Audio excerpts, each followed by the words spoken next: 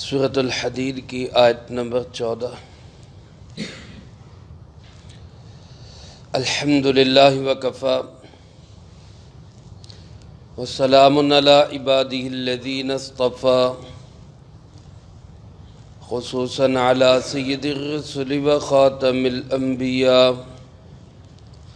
وعلی آلہ واصحابہ الاتقیاء۔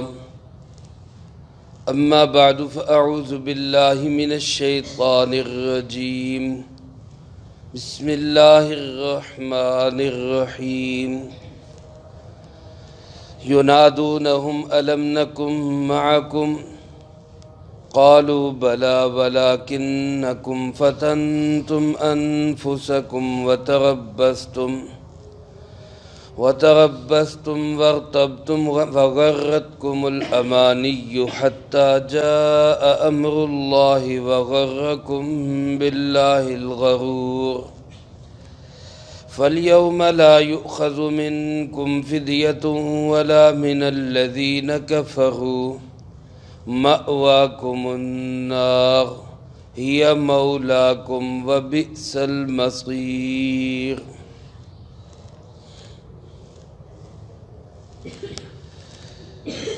ینادونہم الم نکن معکم، وہ پکاریں گے منافق ایمان والوں کو، کیا ہم تمہارے ساتھ نہیں تھے؟ قالوا بلی، ایمان والے کہیں گے کیوں نہیں، ساتھ ہی تھے۔ ولکنکم فتنتم انفسکم، لیکن تم نے اپنے آپ کو آزمائش میں ڈال لیا۔ وتربصتم، اور تم انتظار میں رہے۔ وارتبتم، اور شک میں پڑے رہے۔ وغرتکم الامانی، اور تمہیں دھوکے میں ڈال دیا امیدوں نے۔ حتی جاء امر اللہ، یہاں تک کہ اللہ کا امر آ گیا۔ وغرکم باللہ الغرور، اور تمہیں اللہ سے دھوکے میں ڈالے رکھا بڑے دھوکے باز نے۔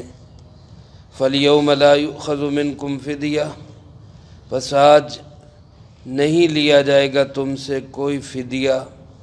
ولا من الذین کفروا، اور نہ ہی ان سے جنہوں نے کفر کیا۔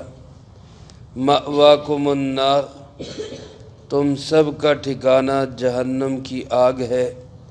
ہی مولاکم، یہی کافی ہے تمہارے لیے۔ وبئس المصیر، اور یہ بہت برا ٹھکانہ ہے۔ اس سے پہلی آیات مبارکہ میں اللہ رب العالمین نے میدان حشر کا ایک منظرنامہ پیش کرتے ہوئے یہ بات ارشاد فرمائی کہ پل صراط سے گزرنے کے لیے ایمان والوں کو نور عطا کیا جائے گا، روشنی ملے گی، جس کی روشنی میں ایمان والے آگے بڑھیں گے۔ منافق جن کو بالکل روشنی ملے گی نہیں یا ابتدا میں ملے گی پھر بجھا دی جائے گی، وہ بھی ایمان والوں کے پیچھے پیچھے ہوں گے، لیکن جب ان کی روشنی ختم ہو جائے گی تو وہ پیچھے رہ جائیں گے اور ایمان والوں کو آواز دیں گے کہ ہمیں بھی ساتھ لے جائیں۔ ایمان والے ان سے کہیں گے کہ جاؤ پیچھے یہ روشنی وہاں سے حاصل کرو۔ وہ پیچھے مڑ کے دیکھیں گے تو درمیان میں دیوار حائل کر دی جائے گی، دیوار کھڑی کر دی جائے گی۔ اس دیوار کے اندر کی طرف یعنی جہاں ایمان والے ہیں وہاں رحمت ہی رحمت ہوگی، اور اس دیوار کے باہر جہاں منافق ہوں گے وہاں عذاب ہی عذاب ہوگا۔ اللہ پاک اس سے ہم سب کی حفاظت فرمائے۔ مسلمان جو ان سے کہیں گے کہ یہ نور پیچھے سے لے کے آؤ، جاؤ پیچھے تلاش کرو، وہ اس سے یہ سمجھیں گے کہ شاید پیچھے میدان حشر میں کہیں سے مل رہا ہے، حالانکہ اس سے مراد ایمان والوں کی یہ کہ یہ نور کہاں ملتا ہے، یہ دنیا میں ملتا ہے، وہاں اعمال کرتے ہیں جس سے یہ نور حاصل ہوتا ہے۔ تو گزشتہ درس میں نے عرض کیا تھا کہ میں وہ اعمال بتاؤں گا احادیث مبارکہ کی روشنی میں جو اعمال قیامت کے دن انسان کے لیے، مومن کے لیے باعث نور بنیں گے۔ اللہ پاک ہم سب کو وہ اعمال کرنے کی توفیق نصیب فرمائے۔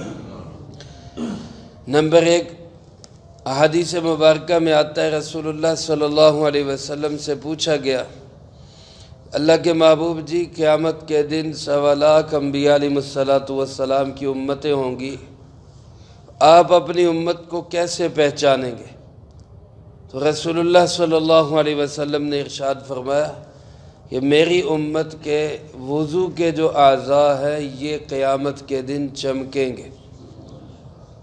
حضرت ابو ہریرہ رضی اللہ تعالیٰ عنہ اس حدیث کے راوی ہیں، وہ جب اس حدیث کو بیان فرمایا کرتے تو فرمایا کرتے فَمَنْ شَاءَ أَن يُطِيلَ غُرَّتَهُ فَلْيَفْعَلْ، وہ ہاتھ کو یہاں تک دھوتے تھے، کونی تک نہیں بلکہ کندھے تک، اور پاؤں بھی ٹخنوں تک نہیں، پنڈلیوں سے اوپر تک دھوتے، اور فرماتے کہ یہ اعضاء چمکیں گے، جو چاہتے اس کی چمک بڑھ جائے وہ چمک بڑھا لے اپنی۔ تو پہلا نور تو گویا قیامت کے دن کیا ہے؟ وضو کے اعضاء چمکیں گے، یہ روشنی ہوگی، یہ نور ہوگا۔ اللہ ہم سب کو یہ حاصل کرنے کی توفیق نصیب فرمائے۔ دوسرے نمبر پہ آپ صلی اللہ علیہ وسلم نے ارشاد فرمایا بشر المشائین فی الظلم الی المساجد بالنور التام یوم القیامہ او کما قال علیہ السلام، فرمایا جو لوگ اندھیروں میں مسجد کی طرف چل کے جاتے ہیں ان کو قیامت کے دن کے پورے نور کی خوشخبری سنا دو۔ تو گویا اندھیروں میں فجر کی نماز میں، عشاء کی نماز میں چل کے مسجد کی طرف آنا یہ قیامت کے دن کے نور کا سبب ہے۔ مرد حضرات مسجدوں میں آ کے اس نور کو حاصل کریں، خواتین اندھیروں میں اٹھ کے فجر کی نماز پڑھیں، گھروں میں پڑھیں، ان کو گھر میں ہی اللہ نور نصیب فرمائے۔ دوسرا نور جو حاصل ہوگا وہ نمازوں کو پڑھنے سے، خاص طور پہ اندھیرے کی نمازوں۔ اور تیسرے نمبر پہ حدیث مبارک میں آتا ہے رسول اللہ صلی اللہ علیہ وسلم نے ارشاد فرمایا من حافظ علی الصلوات کانت له نورا وبرہانا وحجتا او کما قال علیہ السلام، فرمایا جو آدمی نمازوں کی پابندی کرتا ہے، حافظہ جو نمازوں کو پابندی کے ساتھ پڑھتا ہے، قیامت کے دن یہ نماز اس کے لیے نور ہوگی، حساب کتاب پیش ہونے کے وقت یہ حجت ہوگی اور برہان یعنی دلیل ہوگی۔ تو نمازوں کی پابندی کرنا یہ قیامت کے دن روشنی کا سبب ہوگا۔ نمازوں کی پابندی کرنا قیامت کے دن کیا ہوگا؟ روشنی کا سبب۔ سارے بولو کیا ہوگا؟ روشنی کا سبب۔ تو نماز کی پابندی سے آخرت میں نور ملے گا۔ منافق نماز کی پابندی نہیں کرتا، مومن نماز کی پابندی کرتا ہے۔ نیت کریں انشاءاللہ زندگی بھر نمازوں کی پابندی کریں گے۔ چوتھے نمبر پہ آپ صلی اللہ علیہ وسلم نے قرآن کریم کی تلاوت کو نور فرمایا۔ قرآن کریم کا ہر لفظ آخرت کے اندر انسان کے لیے نور ہوگا، اس لیے ہمیں قرآن کریم کی تلاوت زیادہ سے زیادہ کثرت کے ساتھ کرنی چاہیے۔ حدیث پاک میں آتا ہے جو بندہ ہر جمعہ کو سورۃ الکہف پڑھتا ہے، بعض روایات میں کہ اس کے قدموں سے لے کر آسمان تک نور ہوگا، بعض روایات میں کہ اس کے قدموں سے لے کر بیت اللہ تک نور ہوگا۔ تو یعنی یہ سورۃ الکہف کا جمعہ کے دن پڑھنا یہ بھی نور کا سبب ہے، روشنی کا سبب ہے۔ ہر جمعہ سورۃ کہف کی تلاوت کریں، روزانہ قرآن پاک کی تلاوت کریں، یہ قیامت کے دن کی روشنی ہے جس کو ہم ساتھ لے کے جائیں گے۔ سب کہو انشاءاللہ۔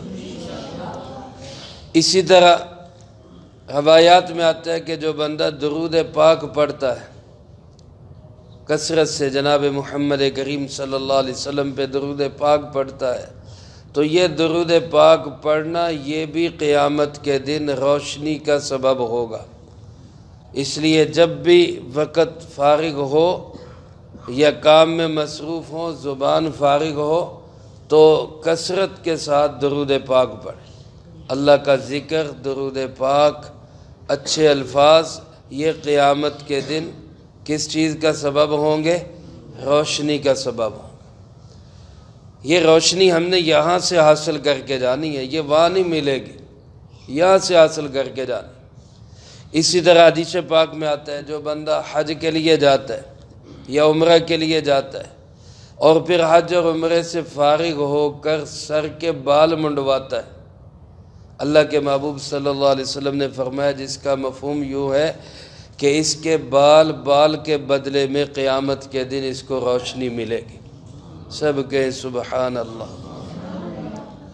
اسی طرح حدیث پاک میں جو بندہ کنکریاں مارتا ہے، حج کے لیے جاتا ہے تو حج کا ایک عمل ہے رمی جمار، کنکریاں مارنا، تو کنکریاں مارتا ہے تو اس کنکریاں مارنے کے عمل کو بھی قیامت کے دن اللہ کے محبوب نے فرمایا یہ بھی نور کا سبب ہوگا، یہ بھی روشنی کا سبب۔ اسی طرح حدیث پاک میں آتا ہے جو بندہ جہاد کرتا ہے، جہاد کے دوران جو تیر وہ پھینکتا ہے، اس زمانے میں تیر ہے، آج کل گولی آ گئی، جو جہاد کرتا ہے، گولی چلاتا ہے، راکٹ چلاتا ہے، میزائل چلاتا ہے، اللہ کے محبوب صلی اللہ علیہ وسلم نے ارشاد فرمایا اس کا ایک ایک تیر پھینکنا یہ قیامت کے دن نور کا سبب ہوگا، روشنی کا سبب ہوگا۔ اس لیے میرے عزیز دوستو یہ سارے اعمال کس چیز کا سبب ہیں؟ روشنی کی۔ اور آخر میں بڑی اہم بات، اللہ کے محبوب صلی اللہ علیہ وسلم نے ارشاد فرمایا من نفس عن مؤمن کربتاً، ایک حدیث میں تو ہے جو شخص دنیا میں کسی مسلمان کی پریشانی کو دور کرتا ہے، دنیا میں کسی مسلمان کسی بھی مومن کی پریشانی کو دور کرتا ہے تو آپ نے ارشاد فرمایا اللہ قیامت کے دن کی اس کی پریشانیوں کو دور کر دے گا۔ اور دوسری جگہ یہاں یہ ارشاد فرمایا کہ جو کسی مسلمان کی ایک پریشانی کو دنیا میں دور کر دیتا ہے قیامت کے دن اس کے لیے اتنا بڑا نور ہوگا کہ جس سے پورا جہان روشن ہو جائے گا، اتنا بڑا نور ہوگا۔ تو گویا یہ نور اگر ہم قیامت کے دن کا حاصل کرنا چاہتے ہیں تو دنیا میں لوگوں کی پریشانیوں کو دور کرنے والے بن جائیں، بڑا بڑا نور ملے گا قیامت کے۔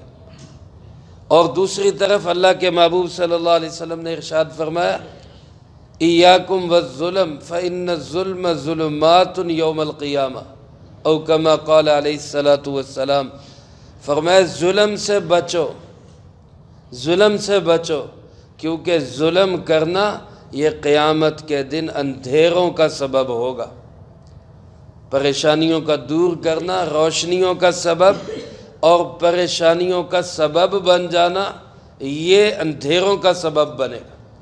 اس لیے ہم کوشش کریں دنیا میں ہم کسی کے لیے تکلیف، اذیت، پریشانی کا باعث نہ بنے، اگر بنے تو ہم دوسروں کے دکھوں کا مداوع کرنے والے بنیں، سب کوشش کریں گے انشاءاللہ۔ تو یہ نور یہاں سے ملے گا، ان اعمال کی برکت سے ملے گا۔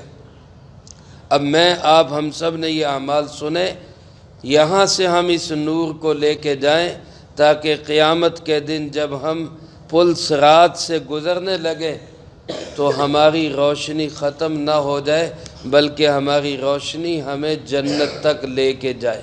اللہ ہم سب کو اس کی توفیق نصیب فرمائے۔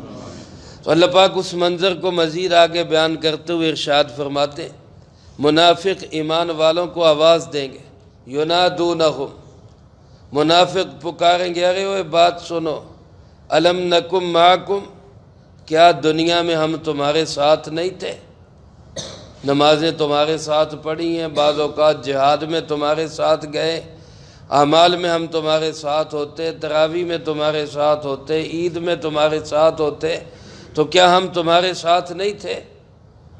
مومن کہیں گے بلا، کیوں نہیں جی، آپ ہمارے ساتھ تھے، آپ ہم میں شامل تھے، لوگ آپ کو مسلمان ہی کہا کرتے تھے، لیکن ہوا کیا کہ فتنتم انفسکم، تم نے اپنے آپ کو فتنے میں ڈال دیا، تم نے اعمال کی طرف آنے کی بجائے خود کو آزمائش میں مبتلا رکھا۔ مال سب سے بڑا فتنہ ہے۔ اللہ کے محبوب صلی اللہ علیہ وسلم نے ارشاد فرمایا لِكُلِّ أُمَّةٍ فِتْنَةٌ وَفِتْنَةُ أُمَّتِي الْمَالِ، فرمایا ہر امت کے لیے ایک فتنہ ہے، میری امت کا فتنہ مال ہے۔ اس مال نے تمہیں دھوکے میں ڈال دیا، پیسہ کماؤ، مال بناؤ، اس سے مسئلے حل ہوں گے، تم اس فتنے میں پڑ گئے، تم نے اللہ کے احکامات کو ترجیح دینے کی بجائے مال کو ترجیح دی۔ دوسرے نمبر پہ فرمایا وَتَرَبَّصْتُمْ، تم انتظار کرتے رہے۔ انتظار کرنے کا مطلب کیا؟ رسول اللہ صلی اللہ علیہ وسلم کے زمانے میں منافق اس چیز کے انتظار میں ہوتے تھے کہ ایمان والوں کو فتح ہو گئی تو ان کے ساتھ ہو جائیں گے، اور کافروں کو فتح ہو گئی تو ان کے ساتھ ہو جائیں گے۔ آج بھی بہت سارے لوگ ایسے ہی کہتے ہیں یار پتہ نہیں سانو جیڑا جتے گا سی وہ نال ہو جائیں گے۔ یہ وتربصتم، نظریہ کوئی نہیں، سوچ کوئی نہیں، اپنا ایمان اور عقیدہ کوئی نہیں، بس جو غالب آ گیا اس کے ساتھ ہو گئے، جدھر کی ہوا چلی ادھر کو چل پڑے۔ یہ منافقوں کا طرز عمل ہے۔ مومن تو ہر حال میں اپنے عقیدے اور نظریے پہ قائم ہوتا ہے۔ دنیا کی ہوائیں، طوفان، تھپیڑے اس کے پاؤں میں لغزش نہیں آنے دیتے۔ اللہ پاک فرماتے ہیں یہ ایمان والے منافقوں کو کہیں گے وَتَرَبَّصْتُمْ، تم انتظار کرتے رہے۔ اور اسی طرح تربصتم یہ بھی ہے جو ہم کہہ دیتے نا وہ دیکھی جائے گی یار، کچھ نہیں ہوتا، دیکھی جائے گی، جو ہوئے گا آخرت سے دیکھی جائے گی۔ یہ دیکھی جائے گی کچھ نہیں، اللہ نے تو بتا دیا ہے۔ اللہ رب العالمین قرآن کریم میں جناب محمد کریم صلی اللہ علیہ وسلم حدیث مبارکہ میں واضح طور پہ بتا چکے کیا ہوگا اور کیا ہونے والا ہے، پھر کیا دیکھا جائے گا۔ اور فرمایا وَارْتَبْتُمْ، تم شک میں پڑے رہے، شک کرتے رہے، پتہ نہیں کیڑا صحیح ہے کیڑا غلط ہے، یار پتہ ہی کوئی نہیں۔ یہ شک والی زندگی، صحیح کی پہچان غلط کی پہچان اللہ نے انسان کے دل دماغ میں رکھی، عقل کو استعمال کرے، جو صحیح ہے اس کے ساتھ چلے، اس کے پیچھے چلے، جو غلط ہے اس کو چھوڑ دے۔ ایسے شک والی زندگی یہ منافقوں کا طرز عمل ہے۔ اور فرمایا وَغَرَّتْكُمُ الْأَمَانِي، تمہیں امیدوں نے دھوکے میں ڈال دیا، لمبی لمبی امیدیں۔ رسول اللہ صلی اللہ علیہ وسلم ایک دفعہ ایک نماز جنازہ کے لیے گئے تو قبر کی کھدائی ہو رہی تھی، کچھ دیر تھی، آپ وہیں زمین پہ بیٹھ گئے انتظار کے اندر۔ تو زمین پہ بیٹھ کے آپ نے ایک درخت کی ٹہنی لے کر اس سے زمین کے اوپر ایک نقشہ بنایا، ایسے ایک ڈبہ بنایا، اور اس ڈبے کے اندر ایک لمبی لائن لگائی جو ڈبے سے باہر چلی گئی، اور دائیں بائیں چھوٹی چھوٹی لائنیں اس کے لگا دی۔ آپ صلی اللہ علیہ وسلم نے فرمایا یہ جو ڈبہ ہے یہ انسان کی زندگی ہے، جس نے انسان کو گھیرا ہوا ہے، پتہ ہے بھائی اتنی زندگی اس سے آگے نہیں جا سکتا۔ اور یہ جو فرمایا چھوٹی چھوٹی لائنیں ہیں یہ حوادثات ہیں، کبھی دنیا میں کوئی حادثہ آ گیا، کبھی کوئی مصیبت آ گئی، کبھی کوئی، ان سارے حادثوں سے انسان بچ بھی جائے تو موت کی لائن سے انسان بچ نہیں سکتا۔ اور یہ جو لمبی لائن آپ نے کھینچی جو ڈبے سے بھی باہر نکلی ہوئی، یہ فرمایا انسان کی امیدیں ہیں، کہ اتنی لمبی امیدیں کہ موت سے بھی آگے کی امید۔ حیرانگی ہوتی ہے جب 70-80 سال کے بابا جی بھی ان کاغذوں پہ دستخط کر رہے ہوتے ہیں کہ 90 سال کا ہم معاہدہ کر رہے ہیں۔ 70 سال تو عمر ہو گئی، آگے 90 سال کا معاہدہ کون سنبھالے گا؟ اب یہ کیا ہے؟ یہ لمبی لمبی امیدیں، سامان 100 برس کا ہے، پل کی خبر نہیں، آگاہ اپنی موت سے کوئی بشر نہیں، سامان 100 برس کا ہے، پل کی خبر نہیں، لمبے لمبے منصوبے بن رہے ہیں، ان منصوبوں میں کہیں بھی موت کا تذکرہ نہیں کہ وہ بھی آنی ہے، اس کی بھی تیاری کرنی۔ تو اللہ پاک فرماتے ہیں ایمان والے ان سے کہیں گے تمہیں ان امیدوں نے دھوکے میں ڈال دیا، حتیٰ جاء امر اللہ، یہاں تک کہ اللہ کا حکم آ گیا، موت آ گئی، پھر موت کے بعد قیامت آ گئی، اور تم اسی دھوکے میں پڑے رہے، وَغَرَّكُمْ بِاللَّهِ الْغَرُورِ، اور اللہ سے تمہیں دھوکے میں ڈالے رکھا بڑے دھوکے باز یعنی شیطان نے۔ الغرور سے مراد بڑا دھوکے باز، اور مراد اس سے شیطان ہے۔ اس نے تمہیں دھوکے میں ڈالے رکھا، کچھ نہیں ہوتا، کچھ نہیں ہوتا۔ میرے بھائیو عزیز دوستو، اللہ کتنا مہربان ہے، جو بات ابھی صدیوں بعد پیش آنی، جو واقعہ ابھی پتہ نہیں کب قیامت میں جا کے ہوگا، اللہ نے ہمیں اس سے پہلے آگاہ کر دی۔ اب بھی ہم اپنی زندگی کا رخ سیدھا نہ کر سکیں تو پھر ہم سے بڑا کمبخت اور کون ہوگا۔ اللہ ہمیں اپنا رخ سیدھا کرنے کی توفیق نصیب فرمائے۔ پھر وہاں اللہ پاک اعلان کریں گے، فَالْيَوْمَ لَا يُؤْخَذْ مِنْكُمْ فِدْيَةٌ، آج تم سے کوئی فدیہ نہیں لیا جائے گا۔ دنیا میں انسان پھنستا ہے تو کہتا ہے جی میں جرمانہ دے دوں گا، کوئی مسئلہ نہیں جی، پیسے بڑے ہیں، زیادہ سے زیادہ بھی جرمانہ ہو جائے دے لیں گے۔ قانون توڑتا ہے، شریعت کے اعمال توڑتا ہے، کہتا ہے جی ہم دے لیں گے، جی جرمانہ دے لیں گے، فدیہ دے لیں گے۔ اللہ پاک فرماتے آج قیامت کے دن کوئی فدیہ نہیں لیا جائے گا۔ کرنسیاں ختم، ریال ختم، روپیہ ختم، ڈالر ختم، سب ختم۔ اب کرنسی چلے گی تو صرف کس کی چلے گی؟ نیکی کی کرنسی چلے گی۔ نیکی ہے تو وہ کام آئے گی، وہ نہیں ہے تو اللہ فرماتے کوئی فدیہ نہیں لیا جائے گا، نہ تم منافقوں سے، ولا من الذین کفروا، اور نہ ہی کافروں سے۔ مأواکم النار، فرمایا تمہارا ٹھکانہ جہنم کی آگ ہے۔ ہی مولاکم، یہی تمہارے لیے کافی ہے۔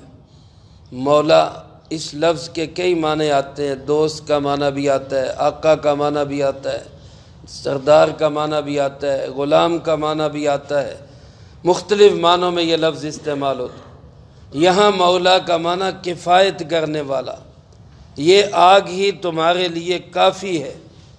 فرمایا وَبِئْسَ الْمَصِيرُ، اور یہ بہت برا ٹھکانہ ہے، بہت برا ٹھکانہ ہے۔ میرے عزیز دوستو، یہ ان منافقوں کا انجام ہے جنہوں نے دین ایمان کو دل سے تسلیم نہیں کیا، نظریے پہ قائم نہیں ہوئے۔ اس لیے دعا بھی کرنی چاہیے اور کوشش بھی کرنی چاہیے اللہ ہمیں حق سچ کے نظریے کو اپنا کر اس پہ ثابت قدمی کے ساتھ چلنے کی توفیق نصیب فرمائے، اور یہ جن اعمال سے نور حاصل ہوتا ہے اللہ ہمیں یہ اعمال کثرت کے ساتھ کرنے کی توفیق نصیب فرمائے۔ جو کہا سنا ان کو زندگی میں لا کے دوسروں تک پہنچانے کی توفیق عطا فرمائے۔ اللہم انت السلام و منک السلام، تبارکت ربنا و تعالیت یا ذا الجلال والاکرام۔ اللہم اعنا علی ذکرک و شکرک و حسن عبادتک۔ اللہم احسن عاقبتنا فی الامور کلہا واجرنا من خزی الدنیا وعذاب الآخرہ۔ اللہم باقیتا کباقیت الولید، اللہم استر عوراتنا وآمن روعاتنا۔ اللہم انا نجعلک فی نحورہم ونعوذ بک من شرورہم۔ اللہم اکفنا بحلالک عن حرامک واغننا بفضلک عمن سواک۔ اللہم اکفنا کل مہم من حیث شئت ومن این شئت۔ رب اغفر وارحم وانت خیر الراحمین۔